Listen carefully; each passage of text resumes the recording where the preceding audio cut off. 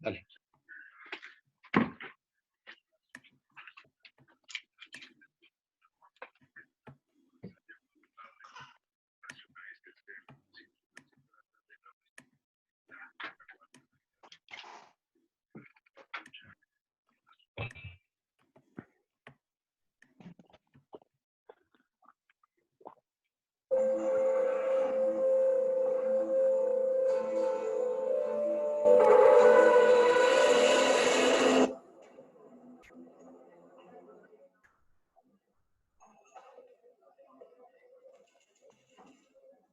¿Qué haces acá?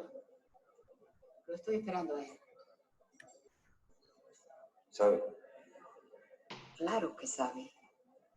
Me pidió tomar un submarino por última vez.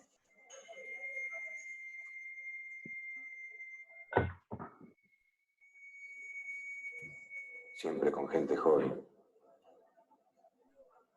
Te gustan los pendejos. Muerte puta. Muerte cruel. Muerte al pelo. Muerte implacable. Muerte inexorable. Misteriosa muerte. Muerte súbita. Muerte accidental. Muerte en cumplimiento del deber. ¿Qué sería de vos sin mí?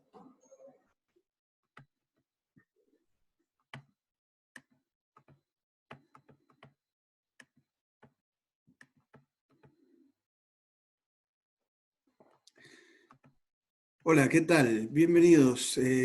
La introducción era del lado oscuro del corazón, la película de Eliseo Subiela de 1993, y los actores eran Darío Grandinetti y una cantante famosa en Argentina que se llama Nacha Guevara, que encarnaba a la parca, a la muerte, y que hacía unas visitas a un poeta, amenazándolo y diciéndole que busque el sentido de la vida.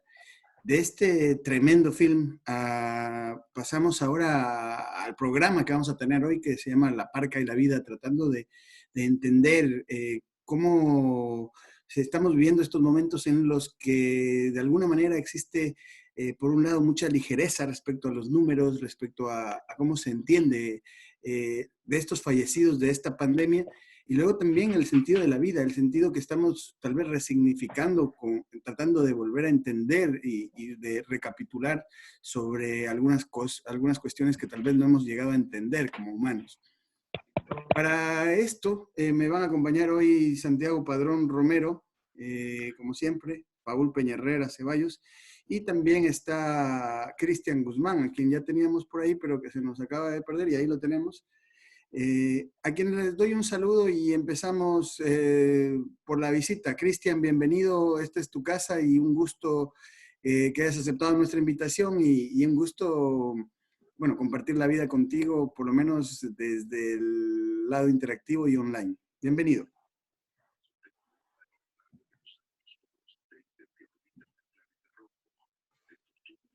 Gracias. No sé si me están escuchando. Sí, sí, sí. Tenía un poco de problemas con el audio hace rato. No sé si solo para mí. Pero bueno, buenazo. Saludos para todos. Igual un gusto verte a los tiempos. Pinca, Paul, Santiago. Un gusto. Entonces, no sé si hubo alguna pregunta, porque No, empezamos saludando también, saludando al Paul y al Padrón. Paul, ¿cómo va? ¿Qué tal el día? ¿Cómo lo ha llevado y cómo va esa cuarentena? Hey gente, ¿cómo está? Qué gusto saludarles a todos.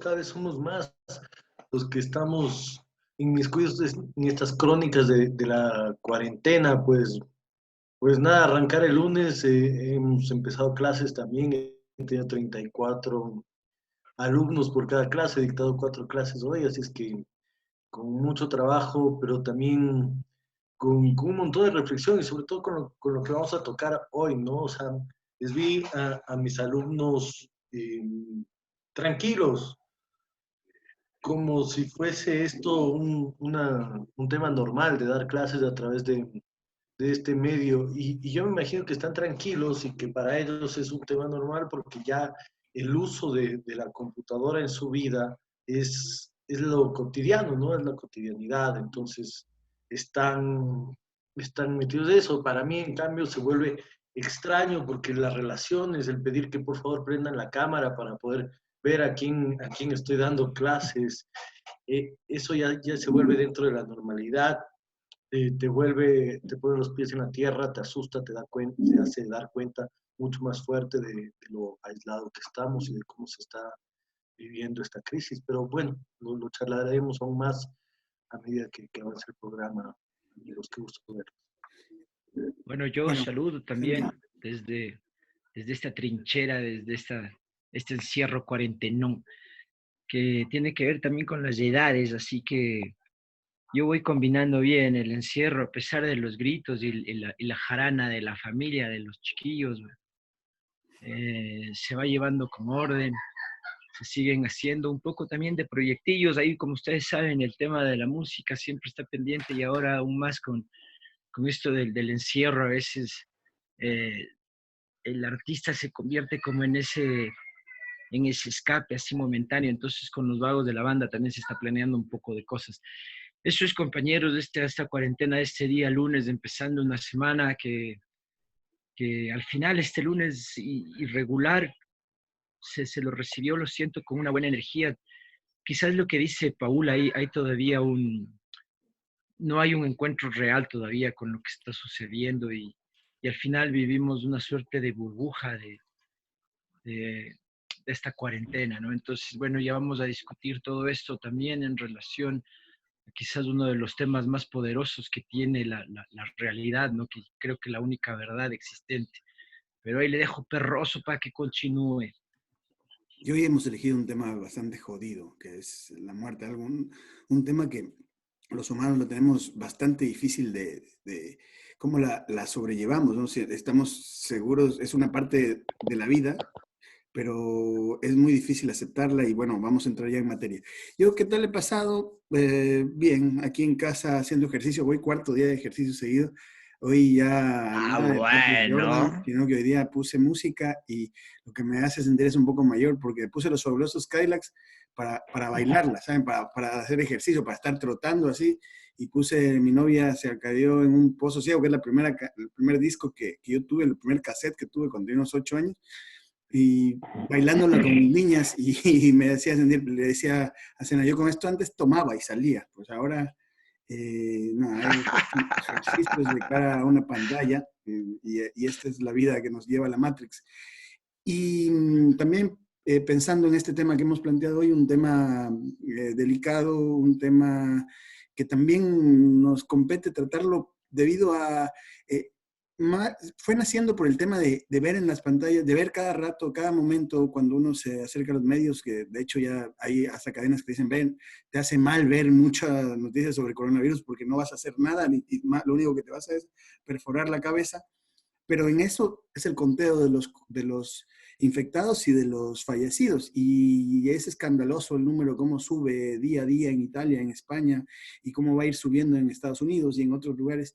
Pero también es escandaloso ese número, ¿no? Un número más, un número, y detrás de esos números, evidentemente, son tragedias de cada persona y también cómo se lleva eso. Dice, solo es un 2% de la población, no se preocupen, pero ese 2%, pues... si lo toman en contexto de Estados Unidos, de 320 millones, son 2 millones de personas. Entonces, son unos números que según cómo se maneje, cómo se muestren, pueden ser completamente preocupantes o no. Y además, tratando de ver también la relación con Albert Camus, La Peste, es una de las cosas que leía que es la única cosa buena, una de las pocas cosas buenas que ha pasado es que se ha multiplicado la venta de La Peste de Albert Camus, una novela que deberían leerla todos por entender al humano y las miserias y las pestes no son solo físicas, epidemiológicas, sino también de moral y de ética y cómo el humano reacciona ante estas cosas. Y dentro de eso, estaba pensando en la peste de Camus, digo, ¿cómo lo logró sin internet, pero logra reflejarnos todo lo que vivimos hoy en día? Pensaba en esos fallecidos y en esas personas que abandonan el hogar cuando están infectados y nunca más los vuelven a ver. A pesar de que tenemos todas las tecnologías y que hemos mejorado muchísimo desde aquel momento en que se hizo la peste, pensando en la Orán argelina, sigue siendo lo mismo. Y si usted pregunta en Estados Unidos, pregunta en España, en Italia, en varios lados, cuando alguien está recluido y es sacado de ahí, muchas veces los familiares, y casi con seguridad, no van a poder tener la posibilidad de verlo salir y volver a darle el último adiós, que para nuestras culturas significa mucho. Y así arrancamos. Así que, Santi, ¿cómo ves el tema? También tremendo lo de el video con el que iniciamos, que es una película, cómo la aborda la muerte ahí, Subiela en el guión junto a Benedetti y Feldman, una obra clásica del cine latinoamericano, y también ese abordaje en el que el poeta es capaz de mirarle a la cara a la muerte y decirle, sos una puta desgraciada. Así es, sabes que, Pedro, y justo cuando estábamos conversando un poco en las previas o nos mensajeábamos y hablábamos de Camus, definitivamente era para mí como una vuelta de tuerca, porque recién termino la tesis de la maestría de la universidad y mi tema justamente fue el tratamiento de la muerte. Y Camus, no tanto por el tema de la peste, sino más bien por el tema del mito de Sísifo, donde trabaja lo absurdo de la vida y quizás la muerte como el único refugio, ¿no? Pero Pedro, yo me quedo más con esto de las imágenes que tú nos estás contando, ¿no? Eh, el pensar que ahora en Ecuador, por ejemplo, una de las noticias que trasciende es que algún momento dice por parte del ministerio, podríamos llegar al tema este ya de que los incineradores o no sé, o que no hay forma ya de despedirse como se hacía aquí comúnmente, ¿no? Con el velatorio y los velatorios que son muy comunes en la medida en que nos juntamos toda la familia, son como esa despedida última, están ya prohibidos, pero esto de cremar directamente al cuerpo sin ningún tipo de contacto con la familia y al final ser simplemente un registro de un número, ¿no, Pedro? Me hacía acuerdo también a un texto de Hankelevich que trata sobre la muerte, es un texto hermosísimo en relación a la filosofía del pensamiento con la muerte, ¿no? Y dentro de esto, muchachos, sí, entender quizás ya cuáles son los matices que se podrían definir, ¿no? Y justamente en relación al enfrentamiento con el virus, con el corona específicamente, y hacerles cortitos, chicos, pero pensar lo que hizo China, muchas veces nosotros y los medios aquí occidentales como que veíamos con ira o iracundos todo este régimen impositivo chino, que lo que hacía quizás era un exagero, pero a desmedro de la misma población. Sin embargo, creo que las lecturas son diferentes, ¿no? China es una cultura que defiende mucho a su anciano, tienden mucho a preocuparse por el viejo. Entonces era obvio que todo su esfuerzo iba a estar destinado a proteger ese lado de la población. Tras tanto que en Europa y en América todavía sigue primando el tema económico. Y ahora que las cosas se van de las manos, ¿no? Cuando empezamos a ver que el virus empieza a mutar también y empieza a afectar también a la población joven, es donde se empiezan a levantar ahora sí ciertas alarmas, ¿no? Y eso es entonces como una lectura del coronavirus, de las dos culturas así rapidón y un refilón de Camus, pero quisiera luego también volver al tema de la absurdidad de la vida y desde ese lindero también proponer esto de la muerte, ¿no? Porque ahora, como tal vez como decía el Paul en su inicio, quizás los muchachos están ahí haciendo su cotidiano, lo manejan y la dimensión realmente de la crisis que vivimos se apacigua, ¿no? Entonces, ¿hasta dónde estamos conscientes de la importancia de la existencia y de la existencia dentro de este gran apocalipsis que vivimos ahora, ¿no? Más allá de las cifras, compañeros. Y déjame agregar una cosita rápida, Pinca, porque me parece fundamental lo que dijo el Santiago con respecto a los ancianos, ¿no? A los viejos, cómo se valora en otras culturas, en la cultura asiática, eh, esa fuente de memoria que vuelven a ser los ancianos. Y lo único que yo no estoy tan de acuerdo con el Santi es que en China no prime la economía también. O sea, sí hay ese valor, se sigue manteniendo al viejo como lo más importante o como un almacenaje de memoria y de ancestralidad, de cultura, etcétera.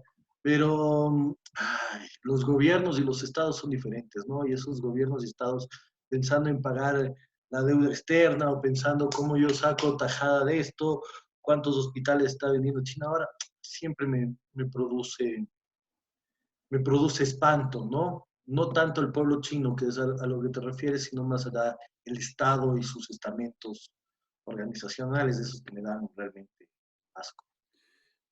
Así Bueno, es. vamos con el invitado Cristian para que nos haga una pintura de cómo él siente y cómo ve este tema que hemos grabado respecto a esta cantidad y esta avalancha que esta pandemia nos trae a nivel mundial, esta avalancha de fallecidos y de los que se vienen.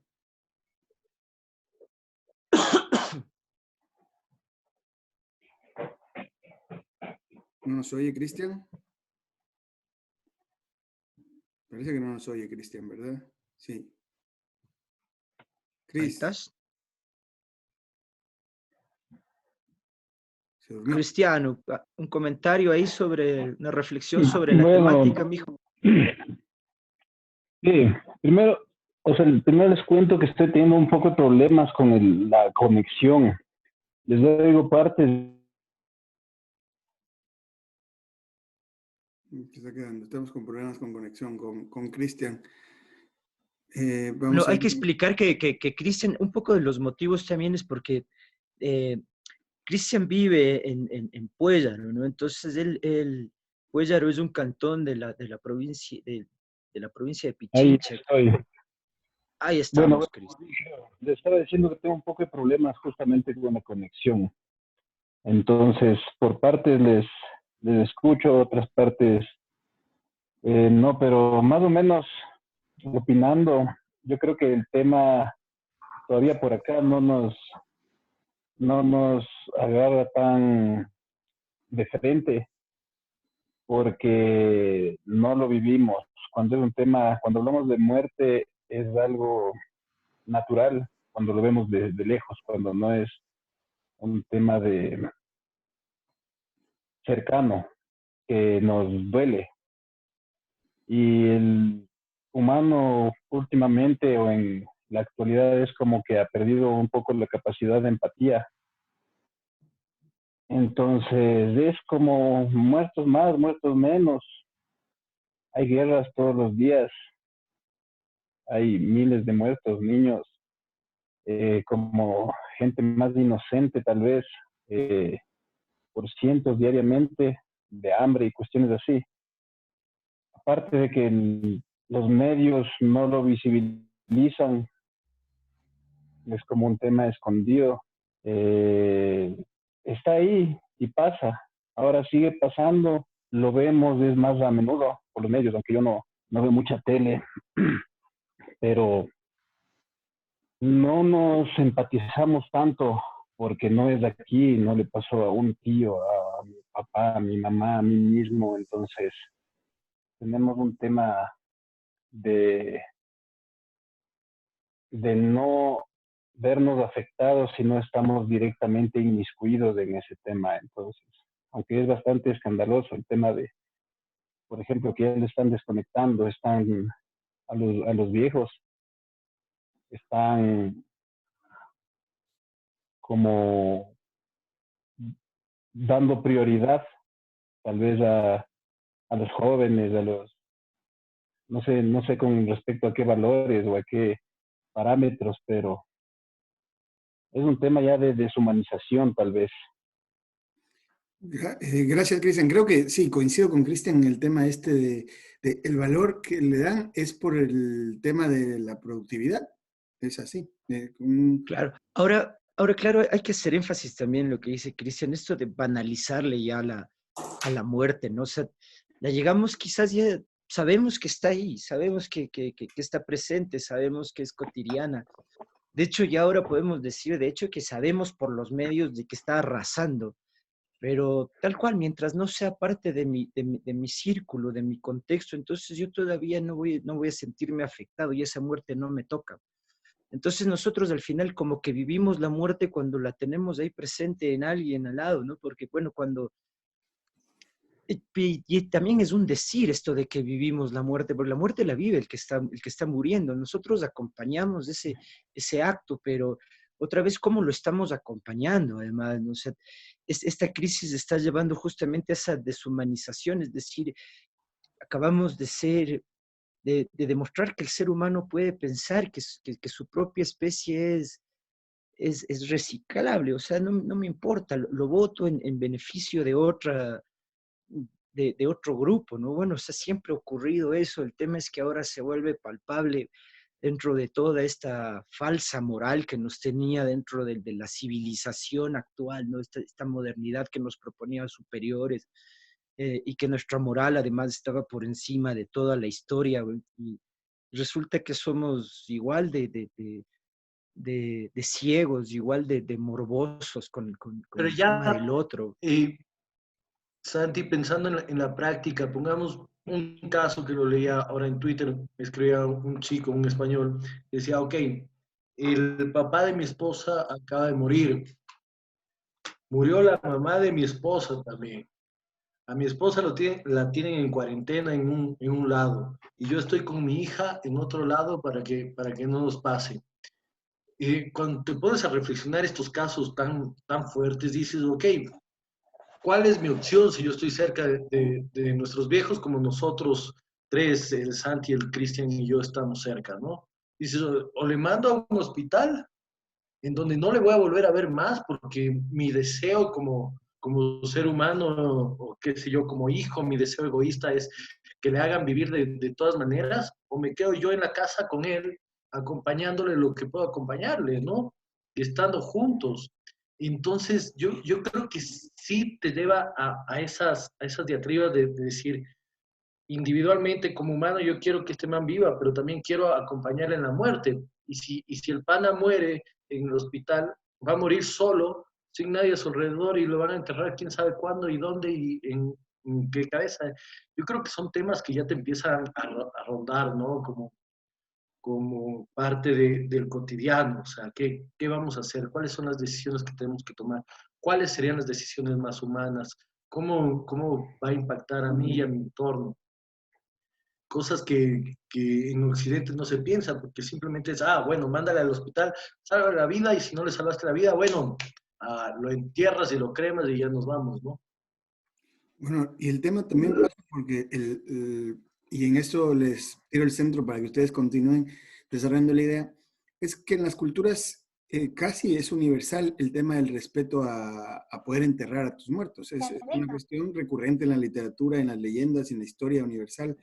De hecho, en las guerras y en de la antigüedad se pide el respeto a poder llevarte los muertos para poder enterrarlos, para poder enviarlos al cielo, llámele como usted quiera, según la religión, o al más allá, a la trascendencia del alma.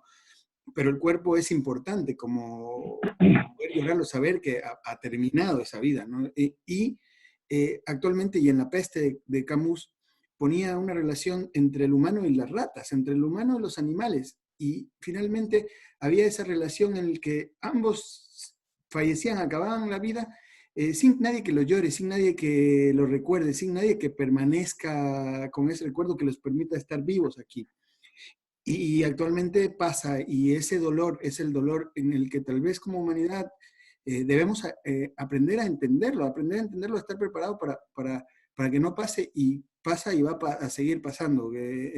Me contaban en Estados Unidos que el rato que te infectas, y supongo que esos protocolos son algo que se pueden extrapolar a varios otros lugares, aquí a España, por supuesto, aquí ahora contaré un caso de aquí a España, y que se lo llevan, saben que los familiares que fallecen y no lo pueden ir a ver, como hay cuarentena tampoco puedes salir, entonces no lo sales, va a una fosa común, va a un proceso de incineración, y después dicen en X meses te devuelven las cenizas, ¿no? Que ya no serán ni de tu, no serán, imagínense, de 3.000 las cenizas, estar preocupado de que son las cenizas de tu padre, de tu madre, tu hijo, lo que sea, no va a pasar. Entonces, partía de ese dolor de cómo esta enfermedad es capaz de deshumanizarnos, y de esa diferencia que tenemos con otras especies, pues cómo se queda tan corta.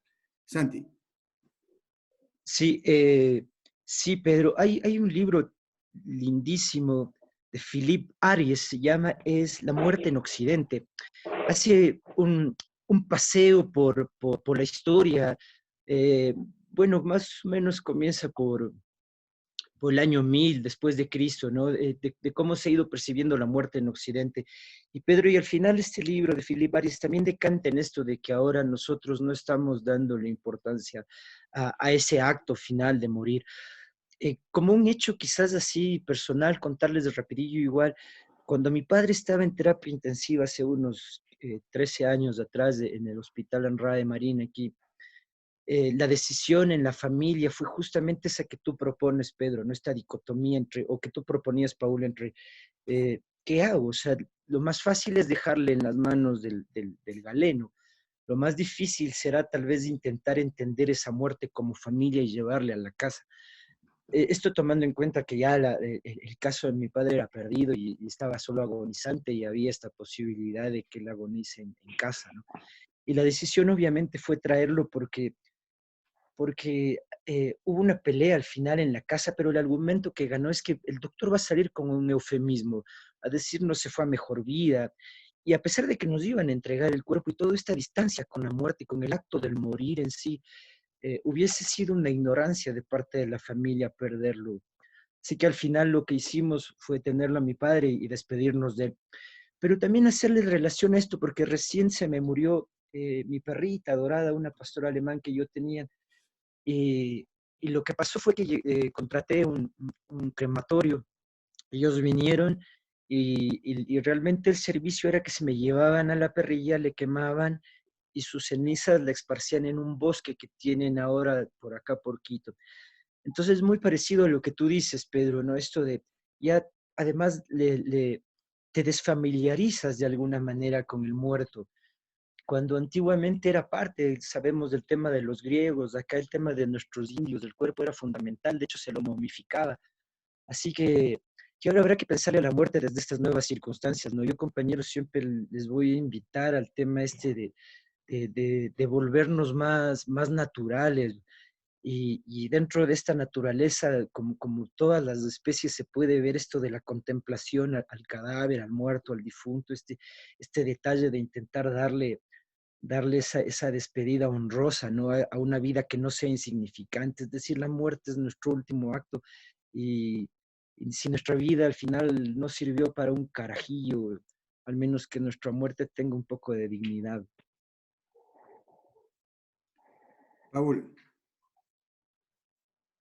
Sí, yo pienso que ahí se tiene que buscar dos cosas, ¿no? Reformular las cosas hacia el respeto a los otros, lo que decía el Cristian sobre la empatía y conversaba hoy con mis estudiantes, cómo ya empezar a detestar eh, estas noticias violentas que violentan a la muerte y que le hacen pasar como la normalidad, ¿no? El Cristian hablaba de las guerras todos los días y cuando alguien muera, decir, bueno, vamos a tratar esta noticia como si ese alguien fuese especial, de que de hecho lo es para cierto, porque si no las noticias te pasan como número, ¿y qué es lo que tenemos que hacer nosotros?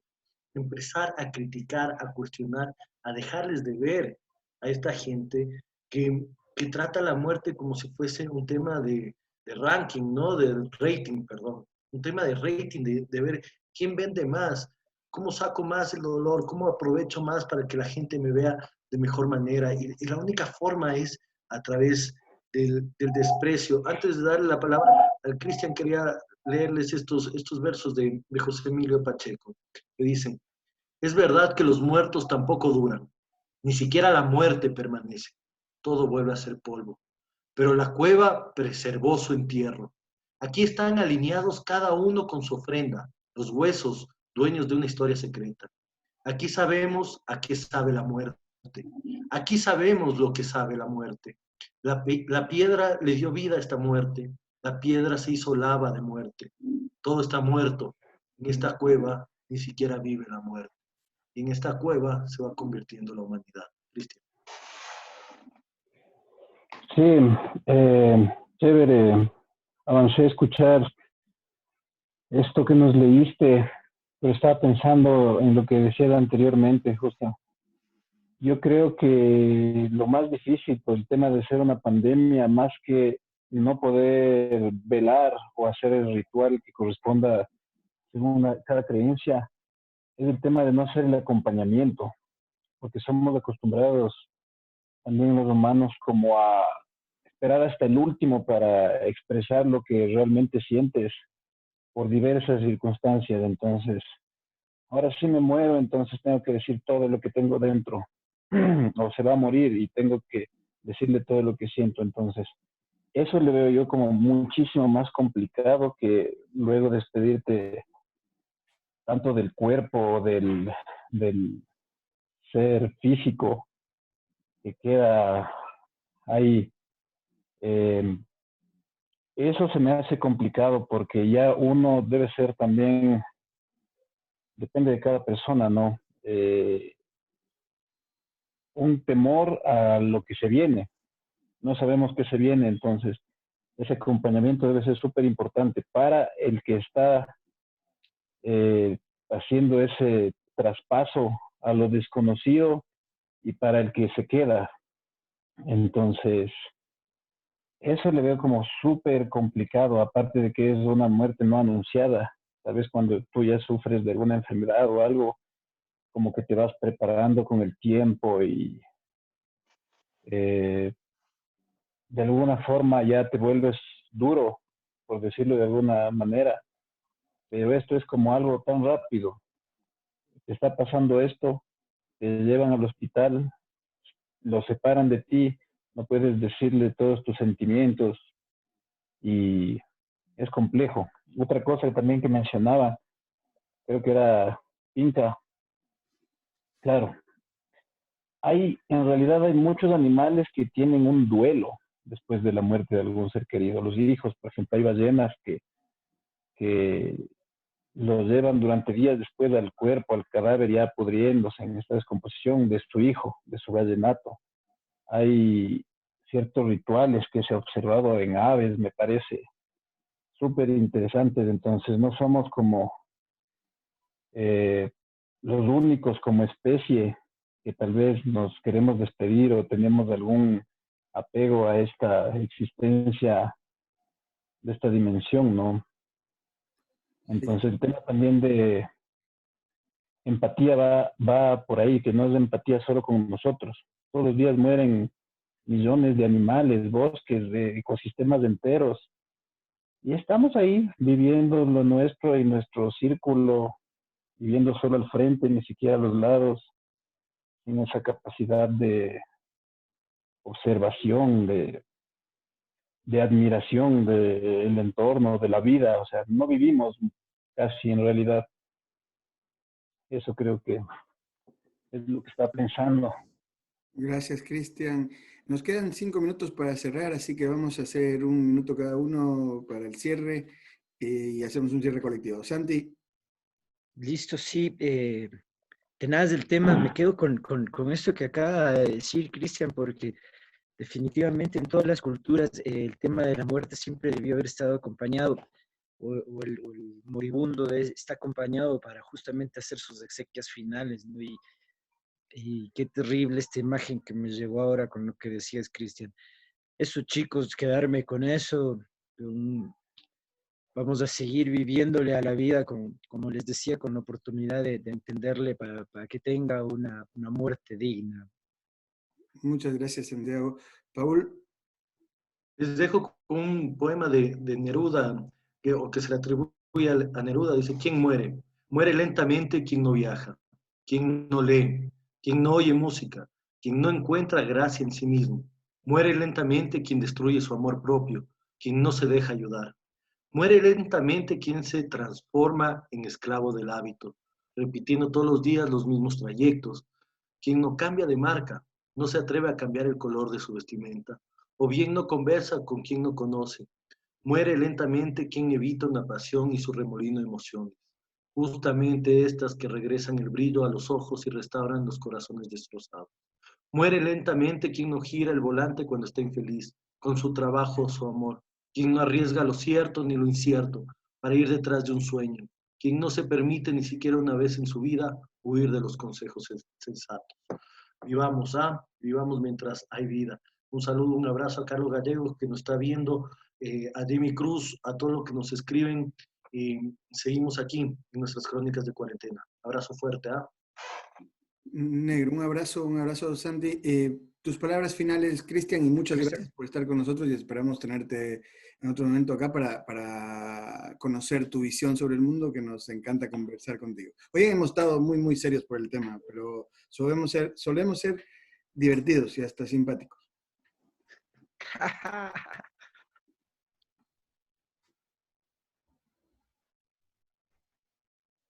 Está en Puéllara, ¿no? Por eso llega tarde y se demora. Claro. Pero Se si nos fue fuese un Cristian. huevo de gallo gallina. Nos fue, bueno, le agradecemos a Cristian por la presencia. Un abrazo al pana. Gracias. Ahí creo que llega tarde, en serio. Y bueno, nos quedan 2 minutitos para ir cerrando. Gracias. Ahí está. Ya volví. Sí, ojalá la próxima vez. Gracias para todos por la invitación. Ojalá tenga una mejor conexión. De acuerdo con Neruda, yo creo que el mensaje sería recuperemos la vida, porque no estamos como viviéndola como debe ser, ¿no? Recuperemos esa capacidad de asombro y por ahí debemos empezar, la empatía. Como decía, gracias a todos y volvamos a vernos por aquí. Un abrazo, Cristian. Para cerrar, maestro. Mi reflexión final, agradecerles primero a todos quienes nos ven. A ver, en el Facebook están mis tíos, mis amigos de varios lados. Está Edward Quitazagua, lo vi por ahí. Ayer al INTI del Perú, a gente del Ecuador, a estudiantes, amigos de primos y familiares de Santiago, de Paul y de todos quienes hacemos esto. Y muchas gracias a mi mamá, a mi hermana y a toda la gente que tiene el agrado, tenemos el agrado de que nos siguen. Para terminar con este último minuto, hablar de la vida. La vida y la muerte son la misma. El entender a la muerte como una parte de la vida es nuestro deber. Es nuestro deber tratar de mejorar a cómo lo hemos logrado entender los occidentales de nuestras culturas y cómo entender la vida también. ¿Para qué vale la pena vivir? La vida es un regalo.